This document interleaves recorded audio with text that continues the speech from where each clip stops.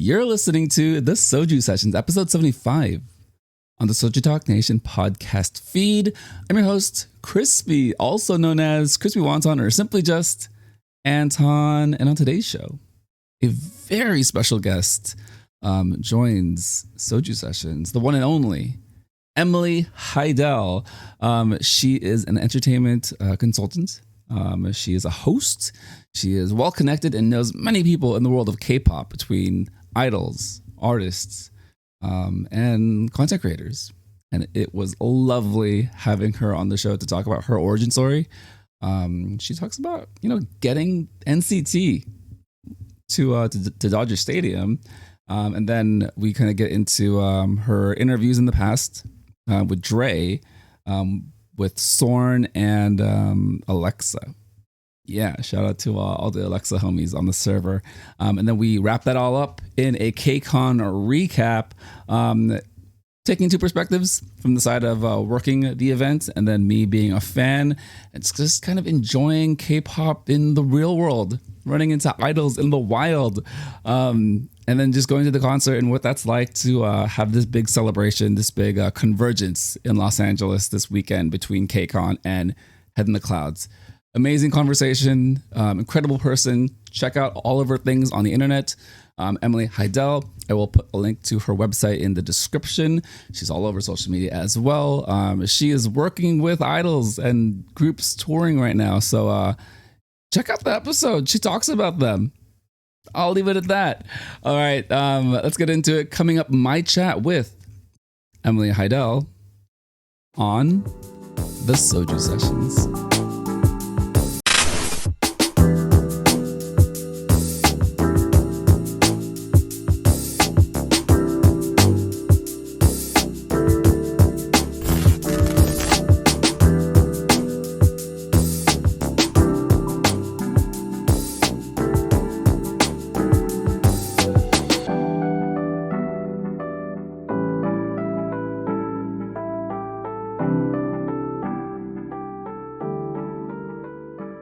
Joining Soju Sessions, entertainment consultant, host, just overall amazing internet person and a friend of many, many, many people in K-pop, idols, artists, and content creators. The one and only Emily Haydel. Welcome to the show, Emily. Hello. Wow, that was a great intro. Thank you so much, Anton. Am I saying that right? Anton, right? Anton or Crispy Wonton, any like Crispy. Oh, right. Crispy, yeah, my bad. No worries. I remember I was looking at the rundown. I was like, is that? Okay. Thank you for having me. Thank you for the lovely intro, and I'm so happy to be here. No, it's been one of those kind of whirlwind past couple of days. So KCON happened in LA. It's KCON 2022. And I was just like, I gotta figure out what to do. I gotta connect with people. I gotta network. And thanks to our mutual friend K Music Every Day, he kind of gave me your backstory, your history, and then built up the courage to connect with you. So no, it's been nice. It's been nice, like chatting and finally getting able to chat over a call. It was amazing. Yeah, we were supposed to meet. I believe was it Sunday or it was Saturday? You messaged me, and I don't have my Instagram notifications turned on, so I saw it too late. But we missed each other, unfortunately. But I'm happy to connect here, and shout out to Derek or K Music Every Day for, he's been a long time friend, and I guess he's supported me through a lot of things. So thank you for doing this again, Derek, if you're listening. Yeah, no, big shout out to K Music Every Day. Really well known on the server. Great guy, and just always giving us the newest mixes and music recommendations. Yeah, for sure. And is he still one of the moderators? Yeah. Okay. Oh, nice. Were you ever a moderator? No. No. I got the other role, the content team, because I started to do the after show for the main show, and I have access to the special secret hidden content channel that we're recording in. So that's my one little thing that I get for the server. Oh, nice. Oh, that's so cool. I'm so behind, but like I said, I was telling you before this. I haven't been able to, I'm sorry, been able to listen to Soju Talk in a long time, but literally the Soju Talk Discord is the only way I get any sort of news. I I go through. So actually, it's funny. Whenever I start dating, like I fall behind and I get kind of like wrapped up in whoever I'm talking to. So I like get behind on music videos and stuff. So I literally go through the Soju Talk music video like updater thing and like I just watch all in order. So technically right now I'm in the middle of April. In terms of music videos. So I just scroll up to the top and I just literally that's the only way I am up to date through Soju Talk industry news and then the Discord the music video releases stream. That's how I keep up to date with everything. So thank you guys. Thank you, Soju Talk, and all the moderators for keeping me up to date. That's literally the only way I do it. Like it's my thing. I get stressed out. I'm like, oh shit, how many music videos do I have to watch? And I just scroll up through I always go into the Discord. So anyway, thank you for that. Yeah, amazing resource, amazing hub, just for Really keeping up to date. So big shout out to the crew, Doug, Warren, and Anita for giving us a home. Yes, exactly. All right. Exactly. Well, this is the first question I usually ask about all my brand new guests is what is your K-pop origin story? What were your first memories? And take me through that process about learning K-pop for the first time. I feel like a lot of people. I used to be a huge Jonas Brothers fan, and I used to like go on iTunes and I was back in 2008. I used to go on iTunes and kind of look for the new hot releases in each genre. And at the time, iTunes used to have like new free music every week, and that was like Kesha was on there once, Justin Bieber one time was on there, and one time Nobody by the Wonder Girls was on there, and I downloaded it and listened to it, whatever. And then I saw the Jonas Brothers in concert, and of course, Wonder Girls, they were opening for the Jonas Brothers. They stopped in Atlanta for a show, so I remember that was the first K-pop group I've ever seen. This was back in 2008, and then I kind of just knew what it was, just never really paid attention to it for a while. I knew of SHINee and Big Bang, but I truly didn't. Like I'm still technically like a newbie. I figured out K-pop like really started paying attention to it end of 2017 through like one of the Spotify like playlists that was like I think it was Mic Drop was on there, the designer version. So that was where I was like, oh wait, this sounded like J-pop, and then I was like, oh, this is K-pop, and then that's where it started. Yeah. How did that experience grow for you as far as meeting people and kind of connecting over K-pop? Because for the most part, K-pop, and in a lot of ways paralleled with anime, was just something that was from the East, something that kind of grew into the 2010s, very niche still. I still remember, I'm a lot older. I'm like 90 years old. So I remember back in the day in middle school where it's like, I didn't know where to find anything. The internet was still so young, right? Where now it's like, you have YouTube, you have Spotify, you have iTunes, Apple, and then the availability and connectivity between other people. How did you kind of build your support system of friends through K-pop during that time? Yeah, I know a lot of people, thankfully, that have taught me about those days that you're kind of talking about, where I think it was when Soompi had it was more of like a blogging type thing, and like a forum, I should say. And there were also like way back when there were certain forums that like I don't know if they still exist today, but for people between like 2005 2010, where that's how they met a lot of people, and a lot of people who are I guess working in the industry or whatever now, like we're very active on those forums. But for me, I moved to LA shortly after I figured out about K-pop, not because of K-pop, but more I started hosting as like an endgame host for the Dodgers, and so I moved out to LA, and then I wanted to meet more K-pop fans, and so this is when BTS came to LA, like after their Love Yourself Tear album, as a part of like the promotions, BBMAs and stuff. So I made it a point to go to a lot of different fan events, and I was like, I don't want to just be a fan. I want to like do other stuff. So I started an account where I would interview different ARMY, just like waiting for them at Ellen, waiting for them at the BBMAs, waiting for them at the airport, just like, why are you here? How long have you been here? How do you feel about Love Yourself Tear?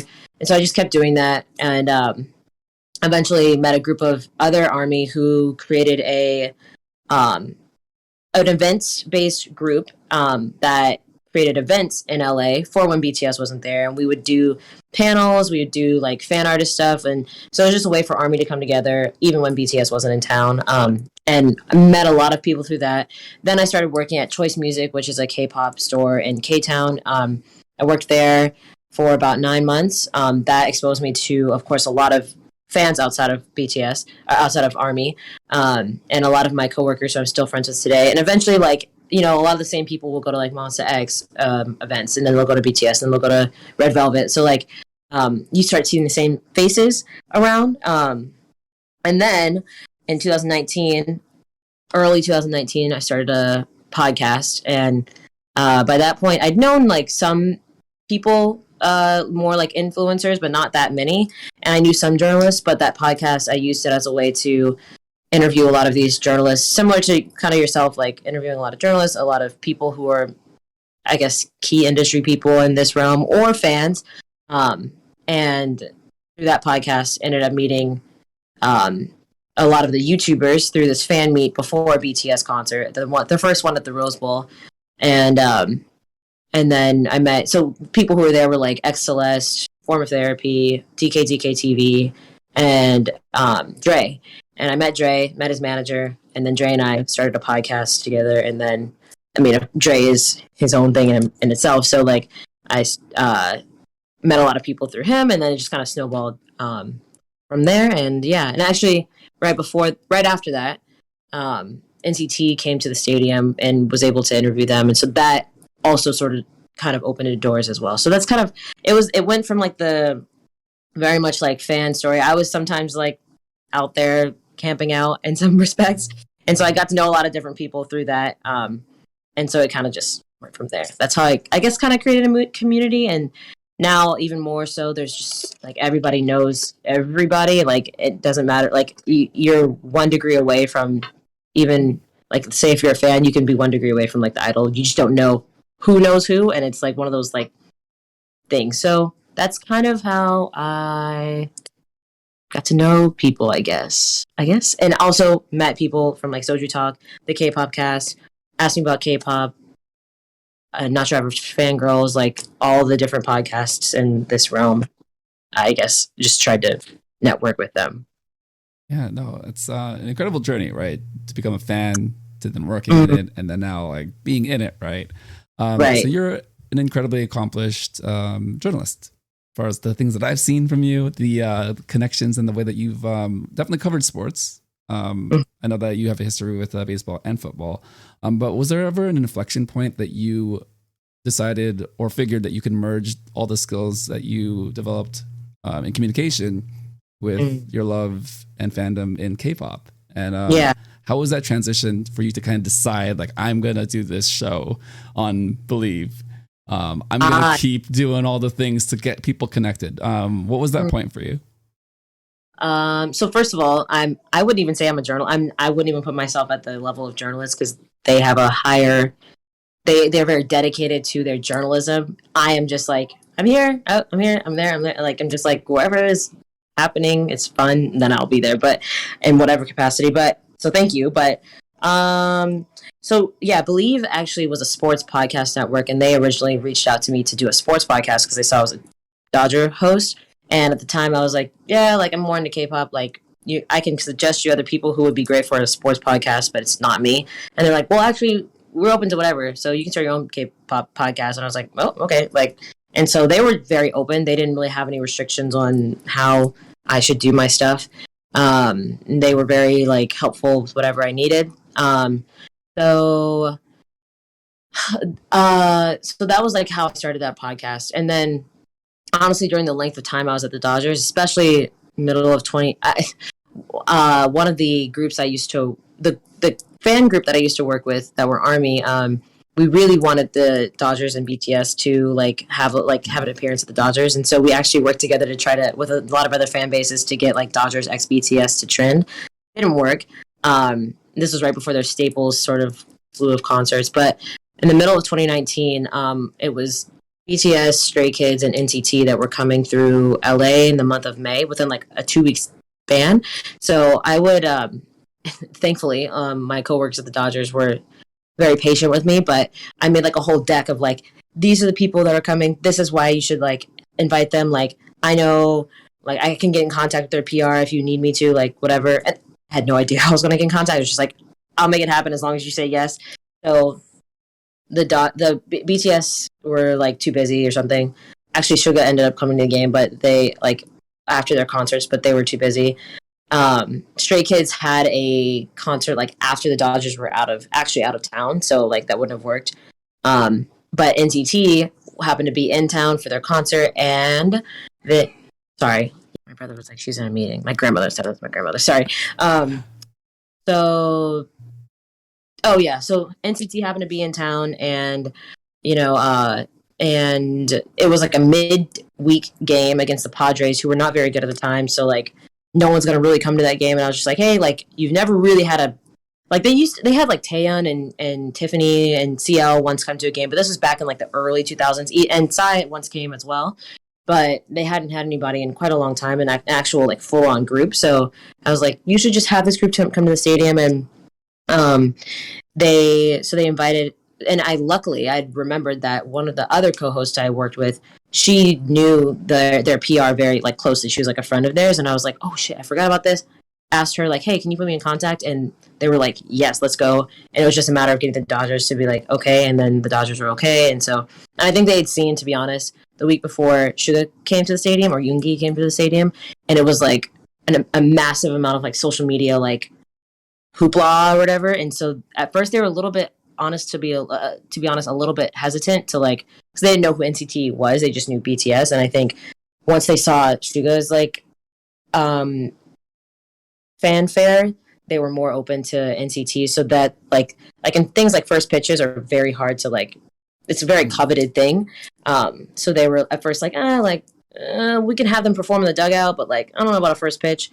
They were like, let's do 4 of them with the first pitch. And then they saw the fanfare, and they were like, can all of them do the first pitch? And it was just like a whole thing. So yeah, it was actually really fun to see also all the citizens that were in the crowd. Like, that just made it even more like, hey, this is a thing, guys. Like I've been trying to tell you. Like, so then after that, I was just like, ATEEZ is coming, Twice is coming, God7 is coming. Like, we should have them all. And they were like, chill, Emily, like, chill out. And so I tried to get like every single whatever. But anyway, that was like my first time being able to like marry the two together. And then thankfully from there, it started to become a little bit more frequent through like Alexa coming to Alexa saying the national anthem of the Dodgers.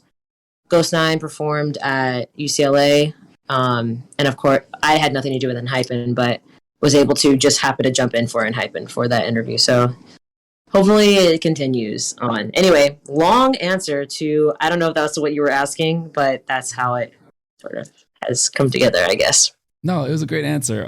You definitely were able to kind of bridge the two elements of your life. And what I got from it is that a lot of that had to do with the relationships you built between people that you work with, the fandoms, and then kind of convincing or showing that there is a big need, a big want to have K-pop in the spotlight at the Dodgers stadium, at the Dodgers game. And with all those relationships you've built, you've kind of created this space for yourself on the internet. Take me through the show In My Feels with Dre. Yeah. How did that come to be? And I know it's no longer going, but take me through kind of your experiences with that show. Yeah. First of all, is that a Miley Cyrus thing in the back? Which one? Oh, this right. is... Smiley. Oh, it's Yana Smiley, yes. Oh, I thought it said Miley. I didn't see the S. I was like, oh, Miley. Okay. Sorry. So In My Feels. My current boss, she was at the time working with Himalaya, which was a podcast app, and she was looking for, they were trying to beef up their like content creators, like exclusive to the app. So they reached out to Dre, and at the time I knew Dre, and I was just like here and there, like doing stuff with him, but like never in an official capacity. And then him and his manager talked, and then they asked me like, do you want to do this podcast? And of course I was like, there's so many other YouTubers like with followings, like why are you choosing me? And I think it was more for the fact that like maybe I was a little bit more like neutral on things, and I hadn't created some sort of like actual true like personality where people could associate me with one thing or another. So So then I thankfully for them, they like allowed me to co-host and I guess co-produce the podcast. And so of course Dre knows like hella people. Like our first guest was Amber at this beautiful Hollywood Hills house. We had like a boba sponsor, we had Choice Music sponsor, we had just like so many people like there in attendance. It was like a unreal experience. And then our second guest was like Villain, then Samuel Kim, then like BM and Alexa. It was just like because of his extensive career in K-pop, he was able to get us these massive guests at the time. And then we kept it going through COVID until honestly, until I moved to Korea, August 2020. When I moved to Korea, it just became very hard to get it to sync on time zones because he had just moved he was in Hawaii, then he moved to LA. So it was just very hard to like think. And then I was adjusting to new stuff. He was adjusting to the creator house he used to be in LA. So it was harder to just sync on stuff. One of the cool things that we did with the podcast was, we did interview a lot of these artists, but we also interviewed a lot of similarly industry people. And we, for a time, had these roundtables where we would have like journalists and producers and like YouTubers come together and talk about their process behind the scenes. So that's one of the cooler things. It was really cool to like get them all together and talking with each other. But yeah, once I got to Korea, it was a little hard. So we put a pause on it for like 6 months. And then we had an interview with Sorn. And that was one actually that was supposed to happen before COVID started, I should say. We actually had an interview with our collaborations with One Team and ENOI, which now all their members are in, or some of their members are in Omega X. But before they were Omega X, they were in those two groups. So we were like the only two groups we've had have both disbanded. So that's good. But they've since, I guess, done a lot of great things in Omega X. But we did the last interview with ANOI, and the next day we were supposed to do something with Sorn, but Korea, COVID got like really bad, which was like only 1,000 cases, but that was just really bad at the time. So my dad was like, come back to Atlanta now. Like you're like, don't. And I was so sad because also this is something I haven't said anything about, but the following week we were supposed to do something with SF9. And that was like something I really wanted and was really looking forward to. But of course, COVID got in the way.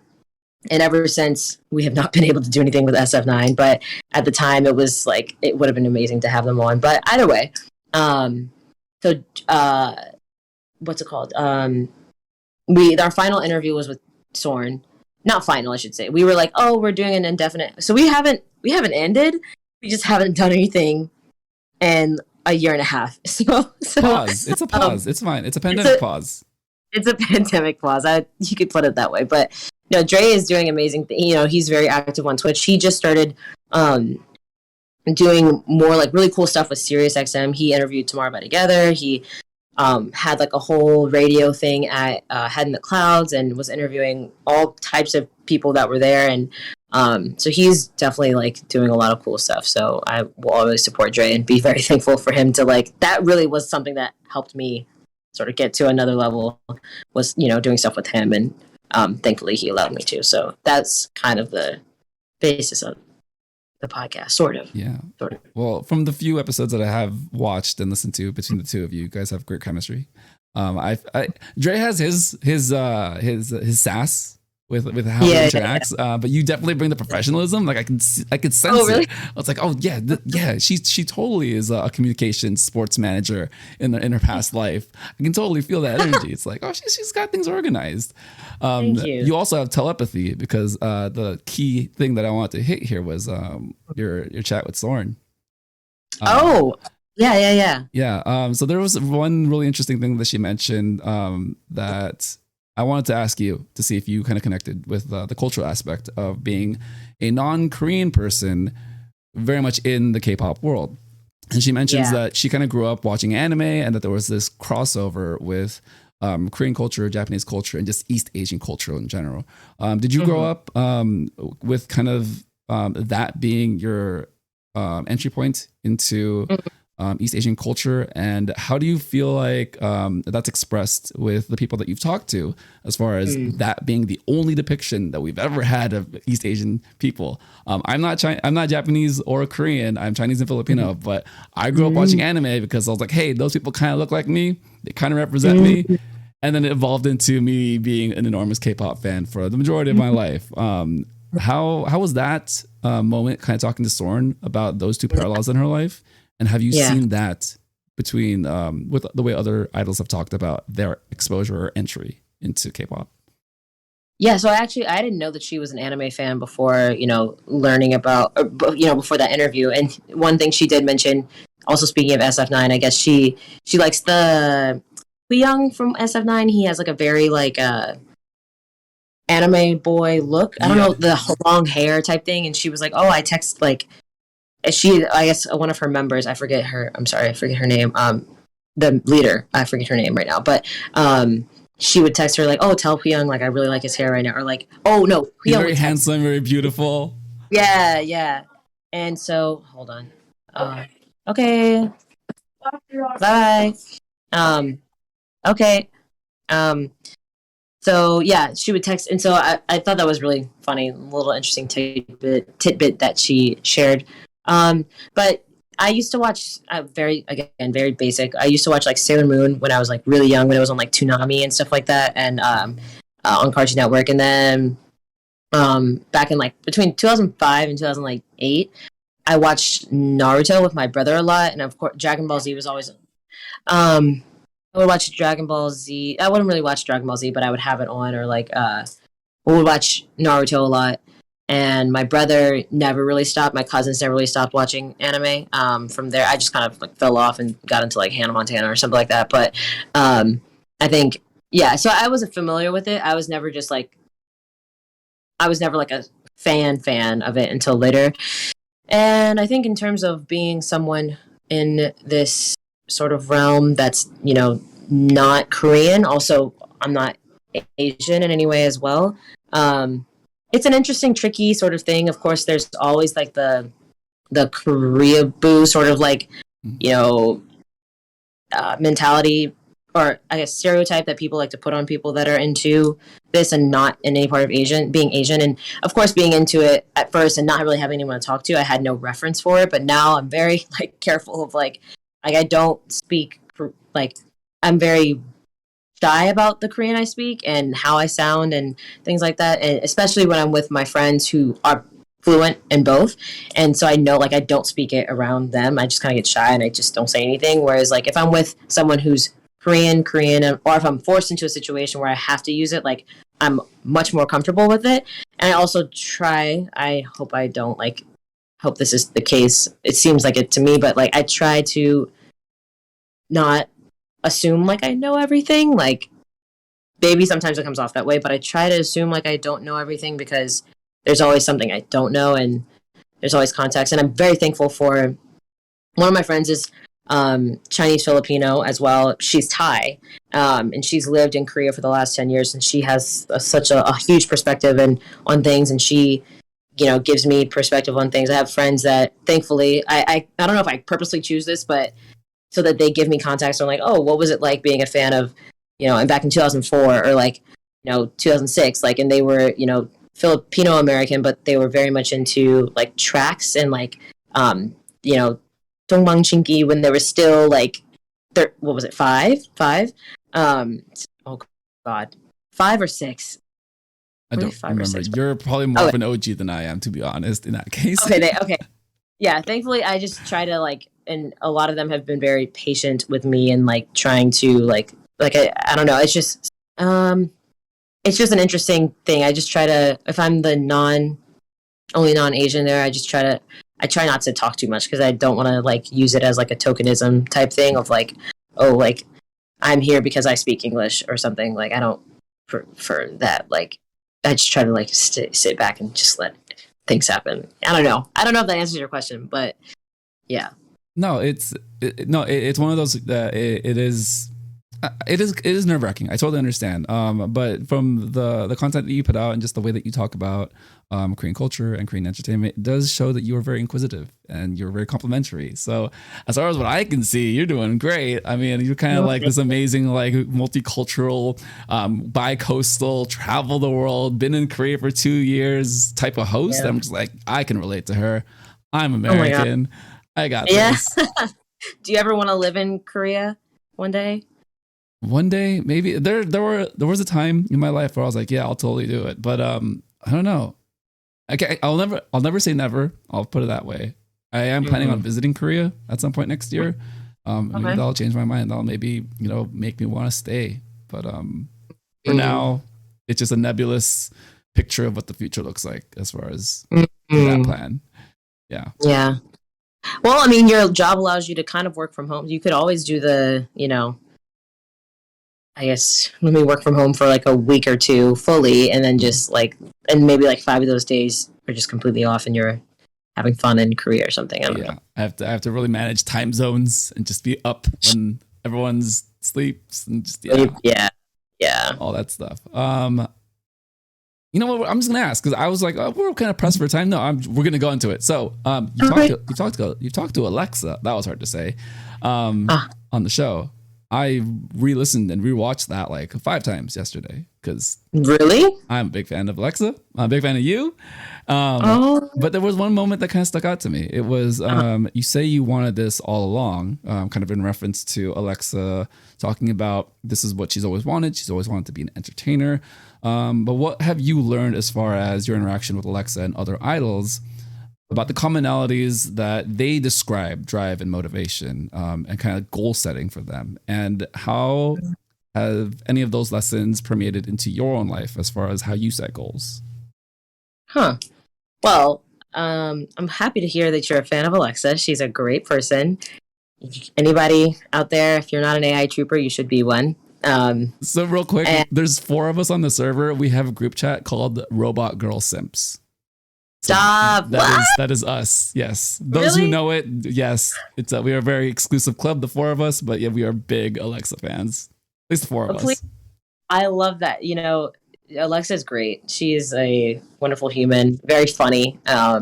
And yeah, she's been doing a lot of great things. She won American Song Contest, of course, and she's going on tour this fall. So if you are in any of the 6 cities, you should definitely go hit her up and see her. So I think you've wanted this all.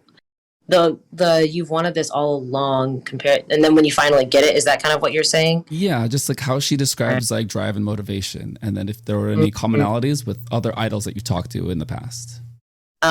So I mean, it's interesting when you get like I see this like phrasing all the time on social media, like the text sort of like motivational thing. It's like, remember what you want now is what you have now is what you wanted. And so like be thankful for it, because I feel like it's always just a thing. It's never things that you always wanted never happen when you really, really want them. It always happens like when they feel just almost natural, I guess. And so it doesn't feel as like, wow, I finally got this. It's just like, oh, I did really want this at some point. And then like now it's just, it happened or naturally progressed to here. I think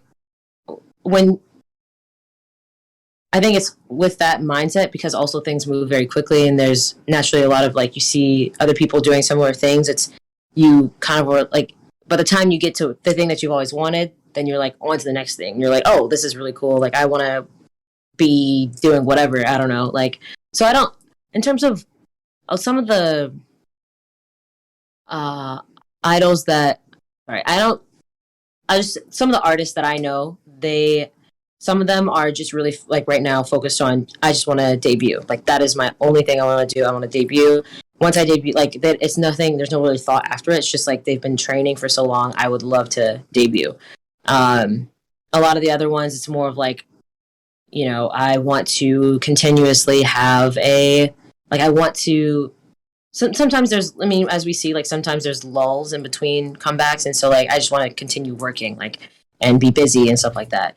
Of course, some are like, I don't want to work because I'm so busy, right? Right now. or, I kind of want to do more of what speaks to my individual artistry rather than like what my company is telling me.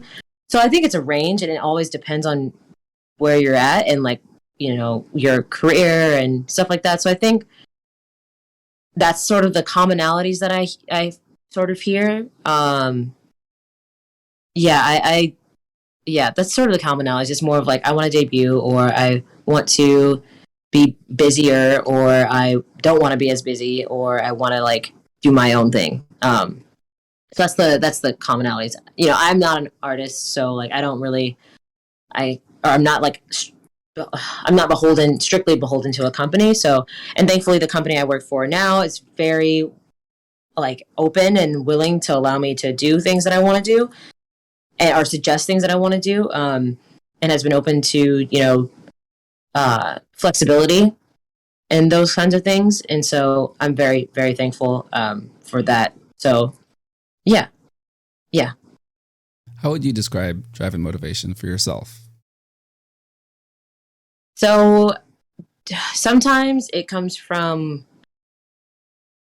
not a lot of the, when I was first working for the Dodgers, and I wasn't really in the K-pop realm officially, I should say. I just was like, I want to be in it officially. Like, I just want to like get in however I can. It was that was the motivation of just like I don't have any credibility in this realm yet. I just want to have that. And so like it was the lack of credibility that made me want to like pursue it more professionally, and that was the motivation. I wanted to be taken seriously also, and so that was the motivation then. And then once I got with, in my feels with Dre, it was more of like, I want to uphold my end of the bargain, because I don't have the following, I don't, these things. So I wanted to just do my best in that realm. And so it was just like proving to Dre and proving to like our producer, like, and Himalaya at the time, like I want to work hard and be here. Once I got to Korea, it was like, I didn't mention this. When I was in Korea, I also had a job at Venue Live, which was the online concert company that like Hybe and YG and UMG were investors. We did all of Hybe's and YG, really just Treasure and Winner, Mino, and Yoon.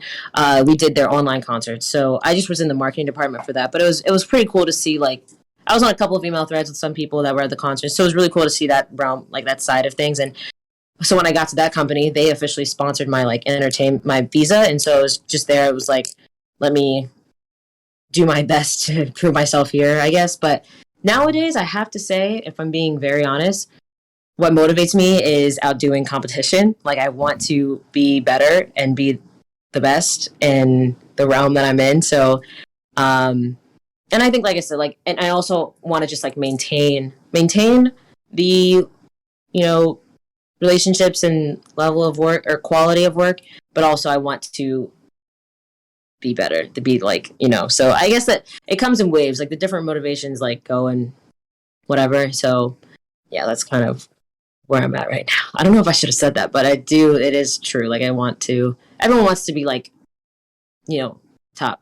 So I don't want to be the top. I just want to be better than competition. It's that sports competitive fire you have in you. It's just like you're a lifetime sports fan, and you just like, it's competition always, but it's competition within a realm of career building for yourself. So I think it's a healthy way to look at it, because it's all about improving yourself, right? And getting yourself to the next phase. Not necessarily like competing with that person. It's just like, that is something I want to achieve and then surpass. So, yes, exactly. Exactly. Yeah. That's a good way to put it. Yeah. No, I got you. All right. Now jumping into our KCON recap coverage. So I was there the entire weekend, at least as far as the two concerts. I did attend the convention the first day. And I got to say, just like coming back into the real world, going to a convention for the first time in 3 years, it's just really nice to see real people just celebrating something that we all love, that we all kind of have a shared history. Take me through your KCON experience, kind of being on, I guess, both sides of it in a lot of ways, kind of still working, and then what you did as a fan, if you had time just for yourself during KCON. Yeah, I unfortunately only went to one day, which was Saturday. And I went to one panel, which was, I forget what it was. I think it was called Asian American Creators. But it was Dre was on the panel, some TikToker dancer. She does stuff with like Lizzo. Like I think one of Lizzo's Amazon shows that she recently had is called. Her name's Issa Bay, and then Johnny Tran. He's a TikToker dancer. Sorry, creator is the best way to put it. My bad. Creator. They're all creators. So I went to their panel, heard them speak a little bit, and then I forget the host name, but she was really good. And then otherwise, what did I do? I just walked kind of around the convention like area. I met up with some Steven from Choice Music, and then Alexis Adoyan. She's a journalist that appears on a lot of the like podcasts and stuff. She works with Remezcla and her friend Teresa. They're starting a podcast very soon. And then met up with Celeste or Roseanne and her sister and her boyfriend. But really just kind of walked around, and then eventually the former producer of MI Feels and a couple other podcasts we did. I met up with her and her coworkers, and then we went to, I guess, day one of the show, and saw, of course, everyone that was performing. Lightsum was really good. Lightsum was fun. They started out with like a Around the World Beyonce sort of like intro, which was cute, and then went into I think it was Vivace and Alive, but they were really fun. I loved seeing who else was there. I liked the Lavian Rose performance by Kepler. Yeah. All right. I gotta take a pause on Kepler. All right. So yeah, I'm gonna just like walk back a little bit. So the convention is great. We found a lot of spots where there was like a stage, or they had groups kind of doing their thing, and then we found the aisles that they were walking in. So in the very back of the convention, kind of the entryways for them to get up into where they were going, we found the spot for Kepler. Oh, really? So we caught them coming in and we caught them coming out, and we're right on the guardrail. And I gotta say, I had a moment with all of them, and they had a moment with me. So I am forever just ingrained. I think the number one is Hikaru. So I threw up the Gyaru, and she just like exploded with just like joy and laughter, and she gave me the double back, and I was like, "Oh, that's it. She's the one, my favorite member now." Oh my god! Did you watch Girls Planet? Yeah. So I did watch Girls Planet. I followed it all the way through. A lot of emotional turmoil for me personally with that show, just as any other survival show will do to you, as far as people leaving the show, song choices, stages, but overall just like fun, like really enjoyable experience with that show. Kepler's debut was pretty good, but it wasn't super exciting for me. I'll say that much. But I did like the girls because I got to know them. But with Double Blast with Up, that was the one that I was like, okay, I'm a big fan now. Yeah, they performed 3 songs, right?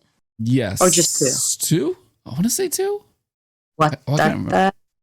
Right? Oh yeah, so it's 3. So they did the Lavi and Rose cover, which my brain blew up. I was just like, yeah, I didn't know what to do. My entire section, I was sitting alone, but then just a section of people, and I just made friends. I was like, oh my god, you guys, what is happening?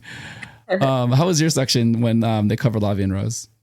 So we were in a suite, but the section to our right was very like, I don't know what they just were not doing. I almost thought, I was like, this is someone's family. Like they're just chilling. And then on the left of us, there were some fans. Actually, a couple of suites down, there was like a holding suite for the groups in between their like sets. So you would like, they would come and sit and watch the other people, and then when it was their time to kind of go on, they would like walk down. So that was really cool. I saw Bebe Rexha. I didn't meet her, but she was there. And then I saw a couple of the ATEEZ members, but they would like cycle in and out like as they were preparing to perform or something like that. So that was cool. But it was just me, and I was definitely the biggest like fan like in the suite I was in, but they were all they weren't really K-pop fans. They were all just like, I've never been to this. I've never seen it. So they were, sorry, I just hit my leg. They were just enjoying it, but it was an interest. I just loved seeing the yeah, similar to what you said, like seeing people all back together again and like seeing them like, yell. Of course, ATs and Stray Kids and Hypen had and ITZY had very large reception by the crowd. But yeah, what did you think about the whole raffle thing that they were doing in between? The show went exceptionally long, I will say. It went long. I honestly was not sure what was happening with the raffle. I was like, how do I win this? Like, was I supposed to like sign up ahead of time? And then they drew winners. It's like, how did you win? I don't know. And then my friends sitting on opposite sides of the stadium were taking pictures. It's like, hey, they're right next to you. Can you see them? It's like, where do I look? But in fact, that they were kind of next to me, but in such an angle where it's like, I really can't see them. So, I think it was like Yeji walking around and stuff. Yeah. Oh, so you were on okay, I know where you were. On that other PR16, I think was my section. Okay. Yeah, I remember seeing that was interesting. And also when like, I remember they were like, which group are you most excited to see? And those two girls were like, and Hypen. And I was like, dang, that sucks. Like, you're right there, but you're like, I want to see Hypen. Right. I was like, I think they were probably expecting them to say ITZY just for the sake of it, but like clearly Hypen was not ready. So like there was like a, that gap of time. But I did like when Kep1er brought out those fans that, that had tried out earlier on in the day. That was so cute. I loved that. That was so cute. The dream stage, I think, to do water. Yeah. Yeah. Yeah, just really nice moments. Speaking of fans, I think we said it at the beginning, but just like bringing people back together for like a shared common like experience is just something that's like so unique. And honestly, like before the pandemic, I didn't think anything of it, and then now that it's been taken away, it's like, oh, you really miss it. Just a lot of like small experiences. So like finding the rail to meet Kep1er was partly my friend, and then also some random guy that was with us at the rail just basically said like, this section is for you guys now, and then we became friends with him. So it's like those like really small moments that like I really do miss about like being out in the wild, and then combine that with the fact that you have K-pop idols walking past you 5 feet away. It's just like amazing, great. Oh my gosh, yeah. It was interesting how they kind of had just like a lot of them walking out in the open, like the sort of, so like I guess one of the it was like Hall G or whatever is where they had the red carpet, and a lot of fans were like lined up to go. First of all, that was wild because when they were finally let in, of course everyone's trying to get like first or like near the whatever stanchion, and the security were like yelling at them, like it was that was funny to watch. But they eventually chilled out. But there were some upper areas that like were the same level as the conference, like the hall, the panel rooms, where like they were bringing like, I found you know what I'm talking about, right? I went up there, no one was there, and they were just walking by. It's like, that's TL1. Hey, yeah, I saw TL1 as well. Yeah.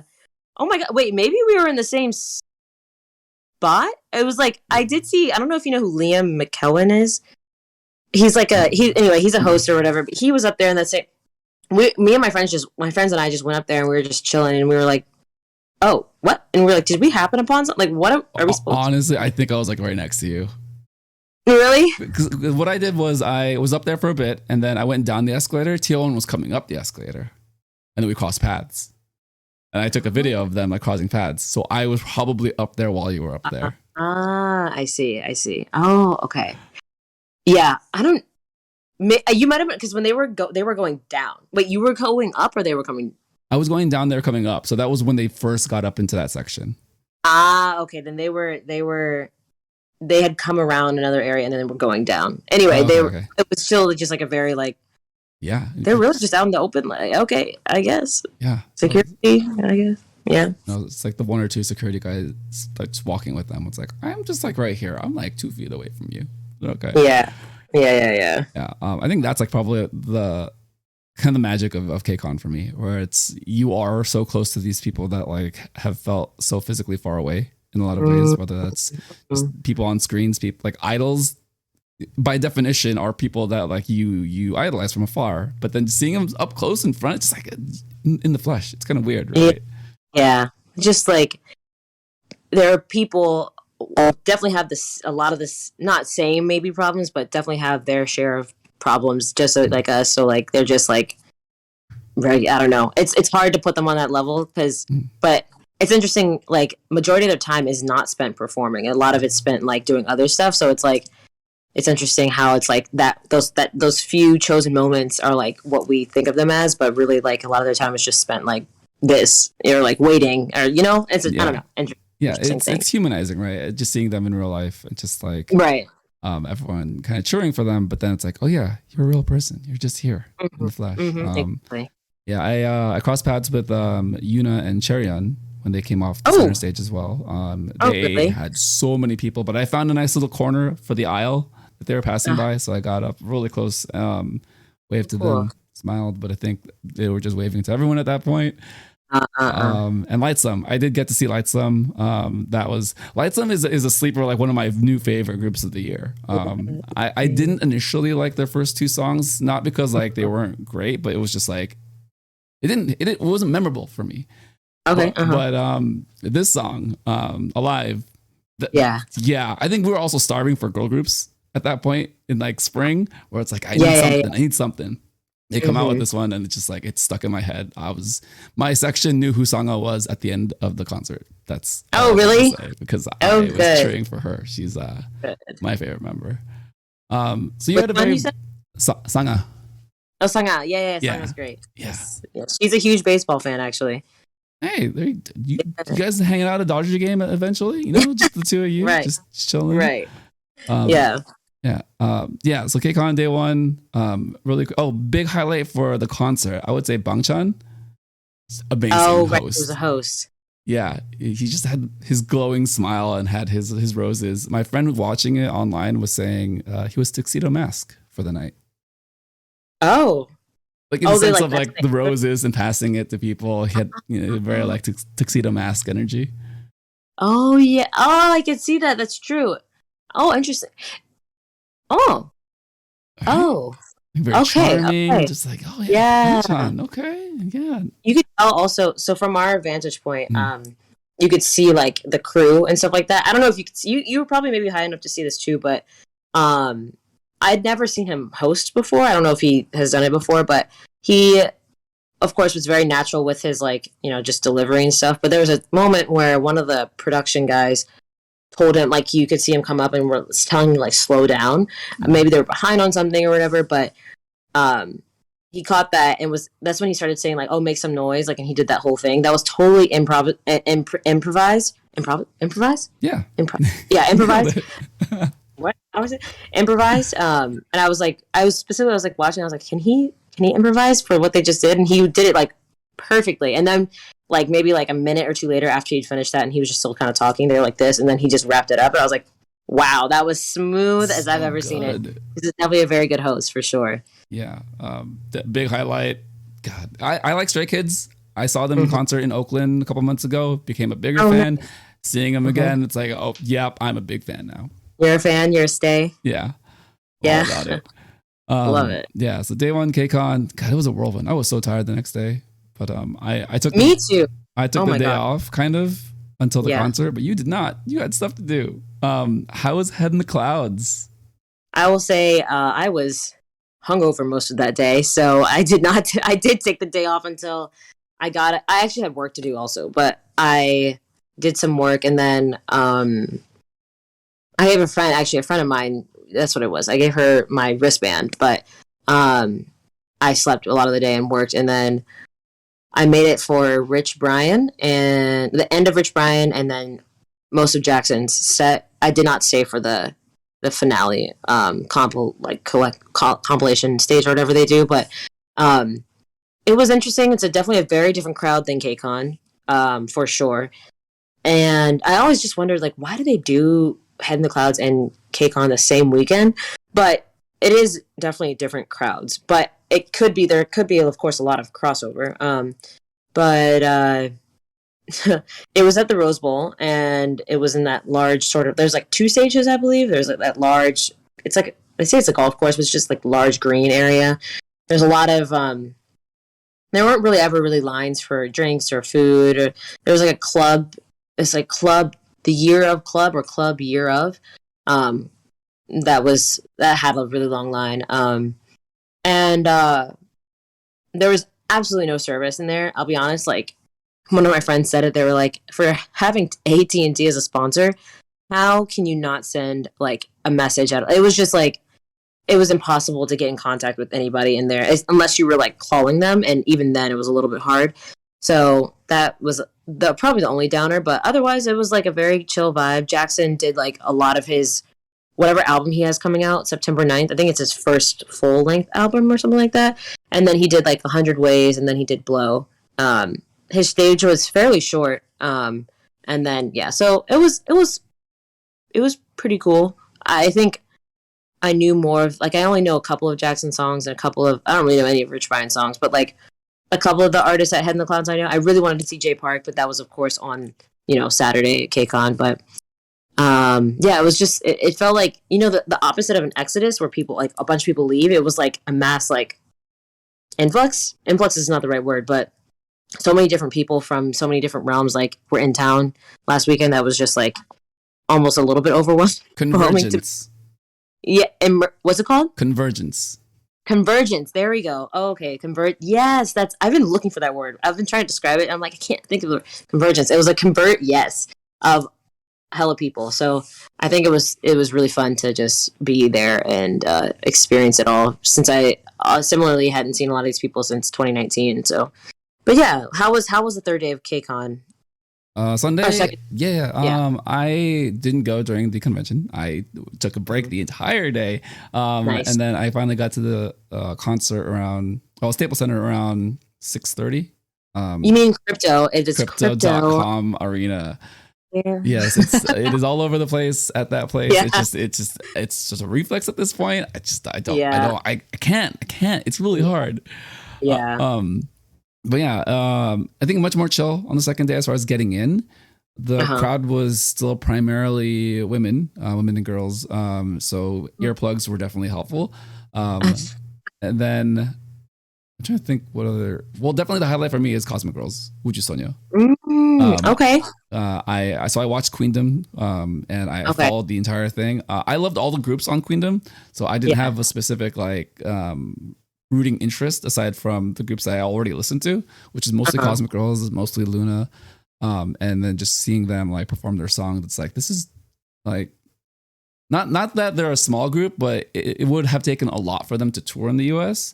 The fact that they got to be here and kind of be the center point for a lot of people who watch the show, it gave me all the feels. Like I got emotional. Right? I felt some things. Really? I was just like, I felt the kind of way. I probably cried. Maybe, I don't know. If people were sitting next to me, probably, But yeah, that one really got me And then Stacy, seeing them perform was another thing. Just because so they have slowly become one of my top favorite groups in K-pop. Just because all the music is great. They're slowly rolling into kind of. Be more senior, but they're still kind of rookies, but they're just so on point with everything that they do. And it was great to hear like Sheehan kind of host, and she's a very natural host as well. So she's just a great public speaker. She speaks English fluently, so she was just on it. And is she the one that says Stacey Girls is going? Is she the one that usually says it? The more deeper voiced one? No, that's Jay. Oh, okay. Sheehan, how do I describe her? She was blonde last time. She's dark haired now. But she's the one who was a child actor, and her dad is also an actor, or formerly an actor. Really? So I didn't know that. Entire family is in entertainment for her entire life. Wow. So she was kind of bound for this. Sort of path. Oh, that's cool. Yeah, it definitely shows with just how she talks and how her stage presence. Yeah. So for Cosmic Girls, were they, because they are definitely one of the more senior groups that night besides like Dream, but like how was the reception for them?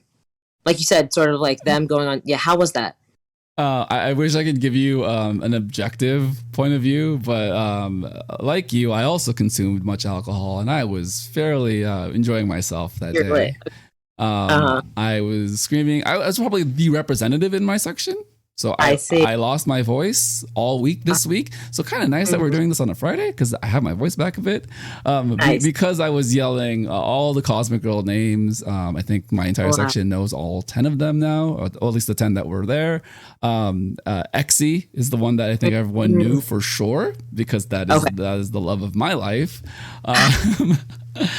But so for me, it was a great experience because they played the song that they won with Queendom. And then they played their newest song and then their most popular song. So they did Aura, Last Sequence, and As You Wish. Okay. For me, those songs are pretty well known as far as K-pop fans, so I think people were pretty excited about it. But again, I probably couldn't be a good gauge because I made our section quite loud. So. I see. Okay, well, I'm glad to hear that. I wasn't the only one pretty lit this weekend. Oh, it was. Oh, I will tell you. I will share this. So I found a way to contain what I was drinking. You know, the Martinelli's like apple juice, apple cider. Yes. In the plastic bottle. So just like the kids' size looking things. Yeah. If you put that side by side with whiskey, you cannot tell the difference. Oh no! So you were fooling the crypto.com security that probably thought you had apple juice. Oh, I mean, they didn't stop me, so I don't know if it's fooling so much as they thought it was apple juice. It was the convention center was the one that they were checking what you were drinking. So, but by the time we got to the front of crypto.com, I had to drink it all. I had to drink it all in like 20 minutes. Shoot! And I did. Okay. And I was good. I held it down, but it eventually it did ride throughout the entire night. I should say it. Oh, that's good. That's good because it was so much. Because it was so much. How big was this bottle? Like this? I don't know how to describe it. So it's stout, so it's a small bottle, but it's wide. Yeah, it looks like an apple. So I would probably guess it's like a 12-ounce like water bottle. Oh, okay. So 12-ish. It's a good time. 12-ish shots, maybe less than that. I would say like 8 because I didn't finish the bottle, but I would say 8 each day. Wow, love it. Same wavelength here. Yeah, same energy. We got this. Over the course of the night, for sure. Yes, I was struggling both Sunday and Monday. Sunday afternoon and Monday afternoon were not it. Yeah, not at all. Not at all. But we're alive. Yeah. Gosh. Well, let's head in the clouds. Yeah. Emily, we actually have to just go to one of these together. I think that's the conclusion of today. Oh, yes. You know, that's the one thing I will say, like, on Monday and kind of Tuesday, too, it felt so like the whole post-concert depression thing. I really felt that, and more of like there's not anything new to do. Like, I guess MC&D was in town on Wednesday, but I had left by that point, but it was still just like, oh, like, dang, like, there's nothing next, like, there's nothing new, and I can totally tell, like, if you're an artist, like, they talk about this, but that high of being on stage and, you know, going on tour and then, like, to nothing, it's probably so, like, it makes sense why you just want people around you all the time, or you want to continue that feeling in other ways, and so, you know, of course, not even to the same degree, but it was just like, wow, there's like so much going on, and then now it's just like, oh, back to regular life, and I was like, dang, this is why it's fun to, you know, be in this, because you have a reason to, you know, go to it, or like, you know, anyway, so that was something I definitely felt Monday, Tuesday for sure, and so next time, definitely have to go, maybe make, you know, if they have KCON tour again, I don't know, I'm gonna try to go in different cities, I don't know, but yeah. No, it's definitely, I definitely feel the same with the post-concert depression. The dip was real, but I had to adjust and be a functioning adult and work on Tuesday, and I think I did this week somehow. I don't know. It's the end of the week. We got here. Yes, the end of the week. Yeah. I mean, what was it? The stat? It was like there are only 5 days in the month of September, October, November where there are no K-pop concerts in the US or Canada or something like that. Yeah, I saw this. It was somewhere. It was definitely not Twitter because I hate Twitter, but like it was somewhere I saw this stat. Someone posted it, I think, on Instagram stories. But I'm sure there's gonna be. I mean, you probably already know this, but there's just gonna be so many people coming through. So like, you'll be fully. What do they say? Well fed. Well fed. Yep. Yeah. There you go. Yeah. Yeah. We could probably talk for another 10 hours, but I will just quickly insert that on Wednesday I had to recover because I went to card. And that's right, you did. Yeah, so this week is crazy. And just to tell you right now, Friday, August 26th, I'm going to see Japanese Breakfast in like 5 hours. She's playing a very small music festival. It's the Here and There Festival in Stanford, California. I'm driving 30 minutes away to get there, and my week has been crazy. Wow. Are you going with anybody? No. I don't think many people knew about it. And I asked my friends, like, oh, okay, maybe I'll think about it. Because it's 4 other artists. So I think her set time will probably be about like 45 minutes or so. But I was like, I'll just go.